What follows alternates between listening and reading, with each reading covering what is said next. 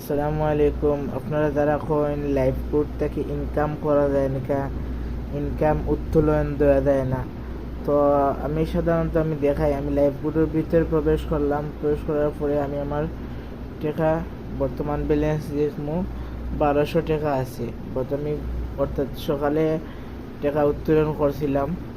তো আমি আজকের ইনকাম বলতে এখন বাজে 12:44, রাত 12:44, আমার 44 মিনিটে 48 টাকা ইনকাম। তখন আমি যদি গতকালকের ইনকামও যাই, তাহলে গতকালকে আমার ইনকাম হয়েছে গিয়া 542 টাকা।